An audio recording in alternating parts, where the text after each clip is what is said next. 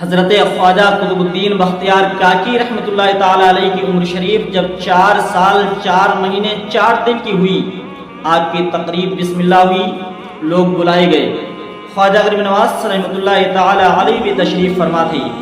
آپ نے چاہا کہ لاؤ میں پڑھا دوں، آپ کو الہام ہوا ابھی ٹھہر جاؤ، ایک بندہ حمید الدین ناگوری آتا ہے وہ پڑھائے گا۔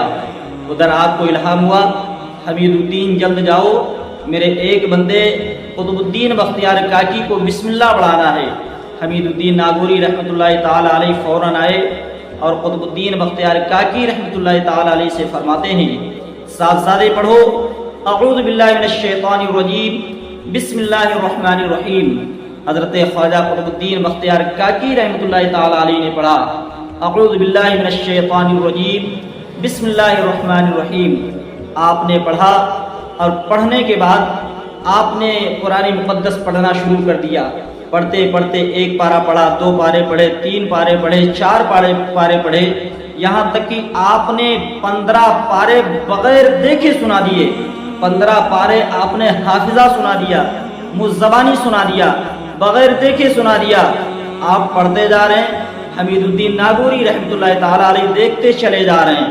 جب آپ کے 15 پارے مکمل ہو گئے، 15 پارے کمپلیٹ ہو گئے، حمید الدین ناگوری رحمۃ اللہ تعالی علیہ فرماتے بیٹے آگے پڑھو، صاحبزادے آگے پڑھو۔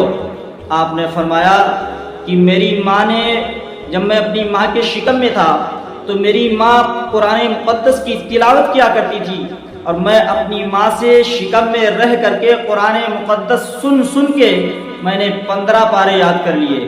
میں نے منہ زبانی 15 پاروں کو یاد کر لیا، منہ زبانی میں نے 15 پارے کا حفظ کر لیا، مجھے 15 پارے بغیر دیکھے یاد ہو گئے۔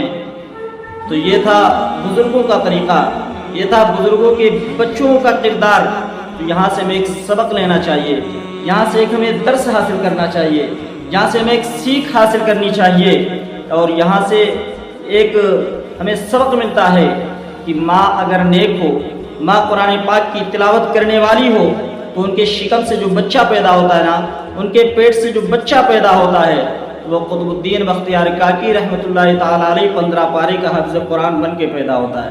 ماں اگر قرآن پاک کی تلاوت کرنے والی ہو، ان کے شکم سے جو بیٹا پیدا ہوتا ہے وہ عبد القادر جیلانی 18 پارے کا حافظ قرآن بن کے پیدا ہوتا ہے۔ اگر ماں نیک ہو اور اپنے بیٹے حسین کو قرآن پاک سنا دے تو بیٹا حسین کربلا کی سرزمین پر نیزے پہ چڑھ کے ساری دنیا کو قرآن سنا دے۔ اگر بیٹے کو ایک بھائی کو ایک بہن قرآن پاک سنا دے تو بھائی عمر ساری دنیا کو قرآن کا مطلب سنا دے، پوری دنیا کو قرآن کا مطلب سمجھا دے۔ تو یہ لیکن آج ہمارے یہاں الٹا ہو رہا ہے، آج ہمارے یہاں اپوزٹ جا رہا ہے۔ آج ہمارے یہاں جیسے بچے 6 مہینے کے ہوتے ہیں، آج ہمارے یہاں انہی بچوں کو آج کلمے کی جگہ پہ کلمہ نہ سنانے کے بجائے کلمے کی جگہ پہ آج ہماری ماں بہنیں بچوں کو لوریاں سناتی ہیں۔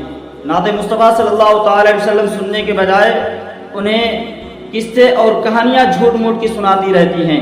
قرآن مقدس سنانے کے بجائے انہیں ہاتھ میں موبائل دے دیا جاتا ہے، کارٹون لگا دیا جاتا ہے، لو بیٹی کارٹون دیکھو۔ وہ بیٹا کارٹون دیکھ رہا ہے تو وہ بیٹا کارٹون دیکھ دیکھ کے بڑا ہو رہا ہے، کارٹون دیکھ دیکھ کے جوان ہو رہا ہے، کارٹون دیکھ دیکھ کے وہ بڑا ہو رہا ہے۔ لیکن وہی بیٹا جب بڑا ہو جاتا ہے نا تو وہ بیٹا خود تو کارٹون بن ہی جاتا ہے اور ساتھ میں اپنے ماں باپ کو بھی کارٹون بنا دیتا ہے۔ جب ماں باپ کو کارٹون بناتا ہے، جب ماں باپ کارٹون بنتے ہیں، ماں باپ سے اونچی آواز میں بات کرتا ہے، ماں باپ کی بات نہیں مانتا، ماں باپ کا کہا نہیں مانتا، تو وہ ماں باپ مولوی صاحب کے پاس جاتے ہیں، مولوی صاحب میرے بیٹے کو کوئی ایسا تعویذ بنا دیجئے کہ میرا بیٹا مجھ سے اونچی آواز میں بات نہ کرے، میرا بیٹا میری ایک بات نہیں مانتا، میرا بیٹا کوئی ایسا تعویذ بنا کے دیجئے کہ میرا بیٹا سیدھے راستے پر چلے، میرا کہا مانے، اپنی ماں کا کہا مانے۔ تو میں نے کہا سنو، تمہارا بیٹا تعویذ، اپنے بیٹے کو تعویذ بنوا کے پہنانا تو بڑی بات ہے، تم اپنے بیٹے کے گلے میں مولوی کو لٹکا دو تب بھی تمہارا بیٹا سدھرنے والا نہیں، اپنے بیٹے کے گلے میں تم میاں کو لٹکا دو تب بھی تمہارا بیٹا سدھرنے والا نہیں، کیونکہ تم نے جیسا بویا ویسا تم اب کاٹ رہے ہو۔ اگر تم نے، کیونکہ لوگوں نے کہا کہ جیسی کرنی ویسی بھرنی، اگر تم نے گلاب کا پیڑ لگایا ہوتا تو وہ بڑا ہوتا، گلاب کے پھول آتے تو اس کی خوشبو تمہیں مل جاتی۔ تم نے تو ببول کا پیڑ لگایا ہے، اور جب ببول کا پیڑ وہ بڑا ہو گیا، اب اس سے جب کانٹے نکل آئے تو اب اسے اگر ٹچ کرو گے، اسے چھوو گے، اسے ہاتھ لگاؤ گے تو تمہیں چبھے گے، تکلیف ہوگی، درد ہوگی۔ تو اس لیے تم نے جیسے اسے تربیت دی ہے اور ویسا اسے تمہیں برداشت کرنا پڑے گا۔ جیسا تم نے پیڑ لگایا تھا اور ویسا ہی تمہیں اس سے ویسے پھل تمہیں اس سے لینے پڑیں گے۔ اگر تم نے اپنے بیٹے کو کارٹون دکھا دکھا کے جوان نہ کیا ہوتا نا، اگر تم اپنے بیٹے کو کارٹون دکھا دکھا کے بڑا نہ کیا ہوتا نا، تو آج یہ حالات تمہارے نہ ہوتے۔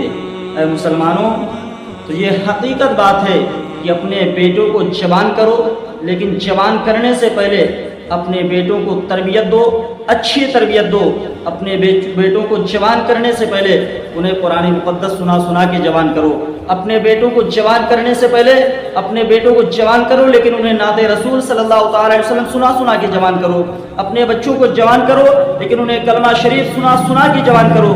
جب تم اپنے بچوں کو کلمہ شریف سنا کے جوان کرو گے، اپنے بچوں کو نعت رسول صلی اللہ علیہ وسلم سنا کے جوان کرو گے، اسلامی ماحول میں ڈھال کے جوان کرو گے، اچھی تربیت انہیں دے کر کے جوان کرو گے، تو جب تمہارا بیٹا اچھی تربیت میں ڈھل کے جوان ہوگا، دینی ماحول میں ڈھل کے جوان ہوگا، تو وہ بیٹا جب بڑا ہوگا تو تمہاری بھی خدمت کرے گا، تمہاری بیوی کی بھی خدمت کرے گا۔